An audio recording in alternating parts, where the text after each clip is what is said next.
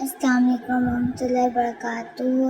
آپ دیکھ رہے ہیں لائٹ مسلم مائنڈ۔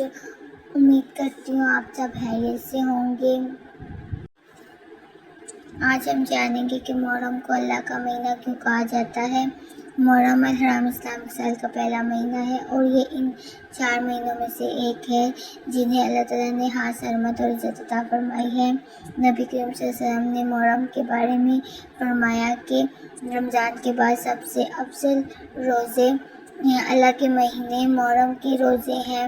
محرم کو شہر اللہ یعنی اللہ کا مہینہ کہا جاتا ہے۔ یہ بہت بڑا اعزاز ہے کیونکہ ان تمام مہینے اللہ کے ہیں، لیکن محرم کو خصوصی فضیلت اور احترام کی وجہ سے اللہ تعالیٰ کی طرف سے منسوب کیا گیا ہے۔ اس مہینے میں نیک اعمال کا اجر بڑھ جاتا ہے، اس لیے ہمیں زیادہ سے زیادہ عبادت، دعا، استغفار اور نفل روزہ کا اہتمام کرنا چاہیے۔ خاص طور پر یوم عاشور یعنی 10 محرم کا روزہ بہت فضیلت رکھتا ہے اور گزشتہ ایک سال کے گناہوں کی معافی کا سبب بنتا ہے۔ آئیے اس بابرکت مہینے کو غفلت میں گزارنے کے بجائے اللہ تعالیٰ کے قریب ہونے کا ذریعہ بنائیں۔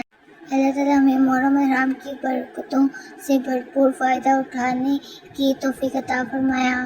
آمین۔ اپنی دعا میں یاد رکھیے گا۔ خدا حافظ۔